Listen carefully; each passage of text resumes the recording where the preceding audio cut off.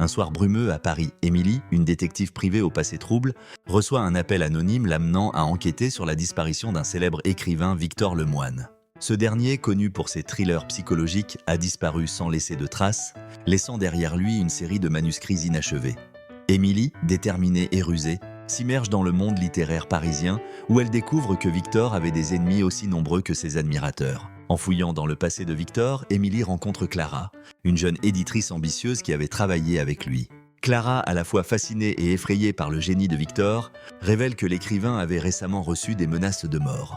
Ensemble, elles suivent les indices laissés dans ses manuscrits. Des récits qui semblent étrangement prémonitoires. Chaque page tournée les rapproche d'une vérité terrifiante. Au fur et à mesure de leur enquête, Émilie et Clara se retrouvent traquées par un mystérieux personnage masqué qui semble toujours un pas devant elles. Les rues sombres de Montmartre deviennent un labyrinthe, où chaque coin peut cacher un indice ou un danger. Émilie, avec son instinct aiguisé, doit naviguer entre les faux-semblants et les vérités cachées, tout en luttant contre ses propres démons. La tension monte lorsqu'elle découvre que Victor avait prévu sa propre disparition dans son dernier manuscrit. Un récit où il se met en scène comme un héros traqué. Mais la réalité dépasse la fiction. Dans un dernier acte de bravoure, Émilie confronte le mystérieux personnage, révélant que c'est un ancien rival de Victor jaloux de son succès. Dans une lutte acharnée, elle parvient à le capturer.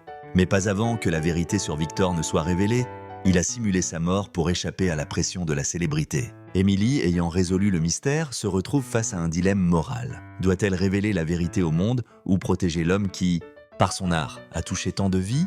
Dans un dernier moment de réflexion, elle choisit de garder le secret, laissant Victor vivre libre tandis qu'elle retourne à son bureau, prête pour sa prochaine enquête, le cœur lourd mais l'esprit apaisé.